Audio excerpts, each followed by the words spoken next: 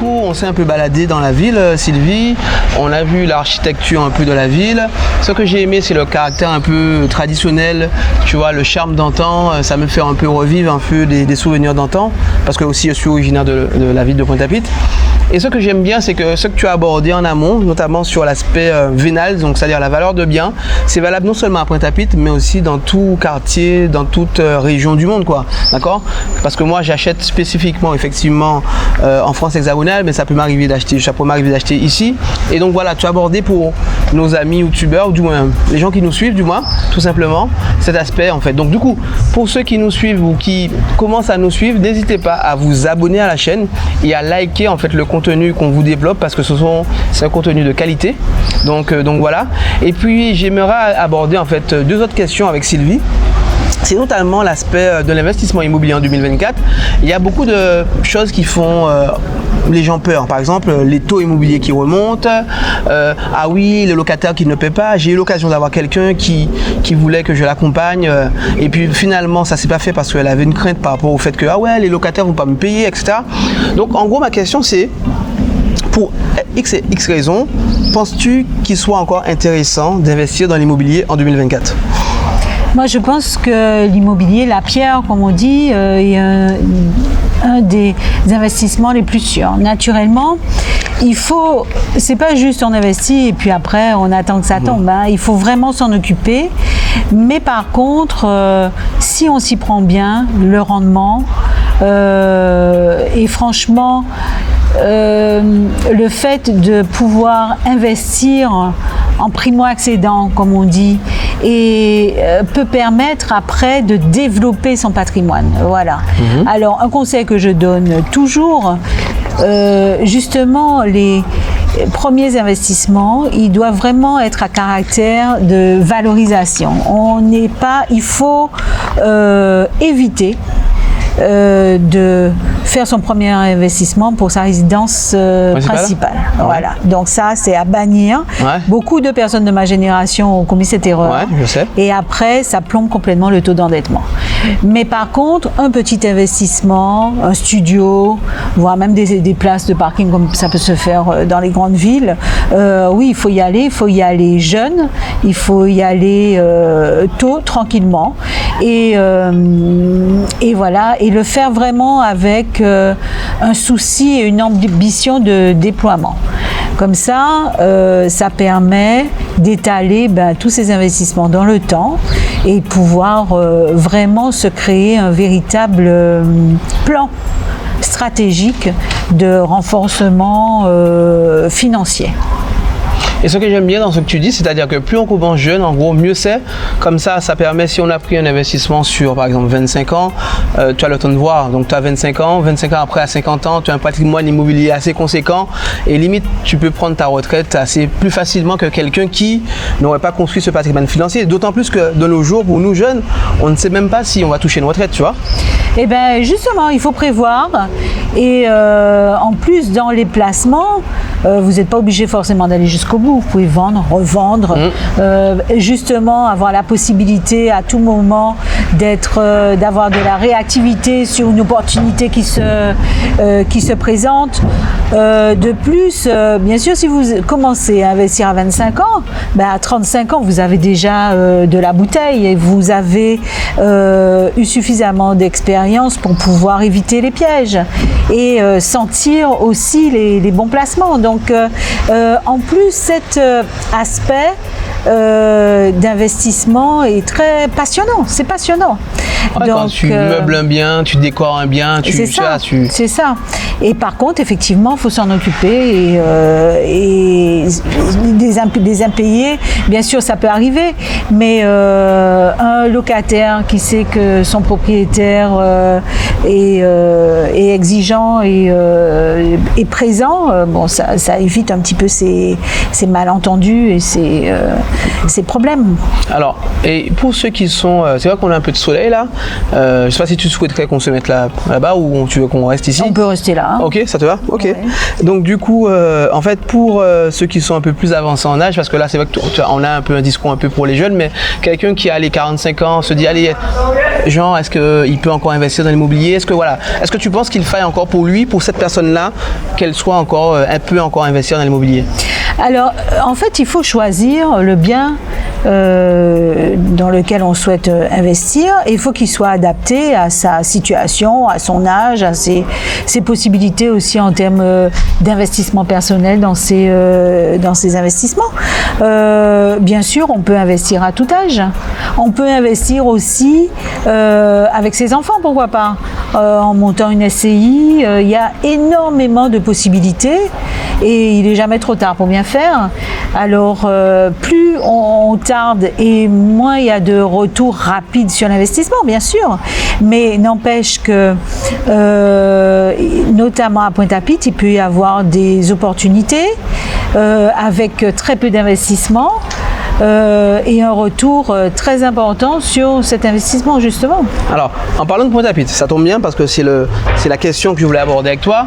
C'est beaucoup de personnes nous parlent, disent ah ouais, Pointe-à-Pitre c'est une ville du futur dans le sens où il y a des projets, le Caribbean Bay, il y a des projets comme ça, et ils se disent ah ouais, il faut investir à Pointe-à-Pitre. Donc, pour toi, est-ce qu'il faille investir à Pointe-à-Pitre ou que penses-tu de quelqu'un qui investirait à Pointe-à-Pitre? Alors, il faut se dire que Pointe-à-Pitre, les biens qui sont à Pointe-à-Pitre vont prendre de la valeur dans les années à venir. Pourquoi? Mais à cause de tous ces projets, en fait.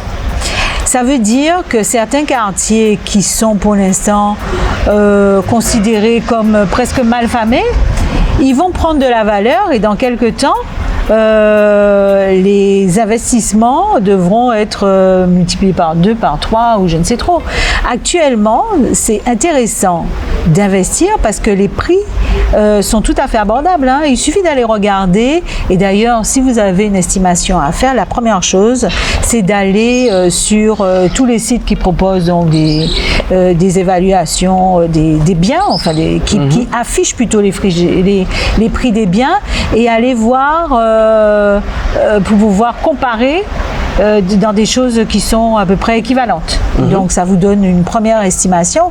Ensuite, ce qui se passe, c'est que comme il y a des biens qui sont en mauvais état, naturellement, l'investissement d'acquisition doit être complété par un investissement de remise en état. Mais ça reste tout à fait abordable et vous pouvez avoir des retours à l'investissement intéressants parce que c'est facile de trouver des locataires. On parlait de Pointe-à-Pitre, ville étudiante. Il y a beaucoup d'étudiants qui cherchent à intégrer des logements donc meublés. Donc pour 1 an ou pour plus des fois. Et vous avez également des touristes qui recherchent, il y a très peu d'offres à Pointe-à-Pitre. Donc style pour faire du Airbnb là tu parles? Oui, par exemple. De la location courte durée? De la location saisonnière ou touristique, pourquoi pas.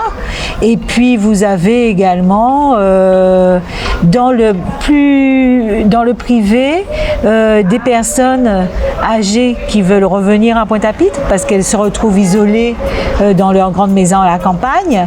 En fait, vous avez tout un tas de publics qui demandent à revenir à Pointe-à-Pitre. Donc, il y a aussi une forte demande dans le social. Ah oui. Mais il y a très peu de logements sociaux qui sont proposés à Pointe-à-Pitre en fait. Ils sont tous verrouillés, il y a très peu de production et là, je pense que c'est le privé qui doit prendre le relais par rapport à cette forte demande, avec des loyers modérés. Alors, vous pouvez aussi bénéficier quand vous retapez un bâtiment de subvention. Donc, il y a plusieurs possibilités, notamment vous avez l'OPA, l'ANA, avec l'Agence nationale d'amélioration de l'habitat qui peut vous accompagner. Vous avez la DAC, donc la Direction des affaires culturelles qui accompagne surtout les maisons et la rénovation des façades et de la toiture. Voilà, je vous donne les gros principes, hein, sinon il faut se rapprocher de ces organismes. Et ensuite, vous avez sur l'ensemble du territoire de l'ancienne ville de Pointe-à-Pitre, le dispositif Action Cœur de Ville qui permet à la ville d'accompagner les porteurs de projets et de faciliter la mise en action de leurs projets. Ok, très intéressant. En tout cas, moi ce que j'aime c'est que tu as tu as développé assez succinctement, mais aussi de manière très bien en fait pour ceux qui nous suivent en fait les différentes stratégies qui sont possibles, mais aussi donner envie aussi à investir dans l'immobilier, hein, tu vois, en t'écoutant, même si moi je suis déjà là-dedans, mais j'espère que les gens qui vont nous écouter, ça leur donnera envie d'investir, pas simplement à Pointe-à-Pitre, et si besoin effectivement à Pointe-à-Pitre, mais aussi ailleurs. Donc c'est pour cela que quand Sylvie te parlait, j'ai beaucoup aimé parce que moi, en tant qu'investisseur immobilier, j'aime ce genre de discours, de ne pas attendre simplement en fait de l'État ou des gens qui fassent pour nous, mais aussi d'être notre propre moteur, en fait, notre propre acteur de notre propre vie, en fait, entre guillemets. Donc, qui fait que, voilà, j'ai beaucoup apprécié ce message-là.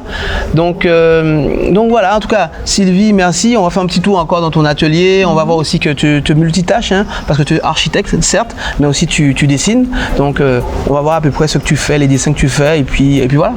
Eh bien, merci à toi. Et puis, voilà, j'espère effectivement que ça donnera envie à pas mal de personnes de s'intéresser au sujet et vraiment de se projeter dedans, parce que, comme je disais, c'est vraiment passionnant. Et donc, c'est intéressant. Ça permet vraiment de même s'épanouir et en même temps de trouver des actions rentables et qui permettent de conforter notre position financière. Donc voilà, c'est tout bénef. Bon. On a ton atelier, Sylvie, donc du coup on finit comme ça en beauté avec de jolis tableaux. Donc Sylvie, pour le coup, elle est aussi artiste peintre, donc du coup est-ce que tu peux nous en parler assez rapidement de tes réalisations? Alors là, on voit un peu plusieurs expos, notamment une qui a été... certains tableaux ont participé à l'exposition pour la Route du Rhum à Paris, la dernière donc Route du Rhum. Donc là, cet atelier, c'est aussi une salle d'exposition et c'est également le siège de l'association de l'opération Plus belle la Rie, où on se réunit voilà, pour pouvoir mettre en action des chantiers qui participent au renouveau de ce quartier, le quartier Vatable.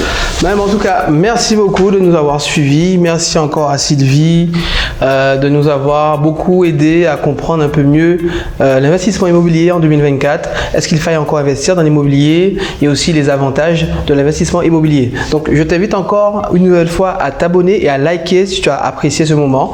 Et on se dit à très vite. Ciao, ciao. Merci.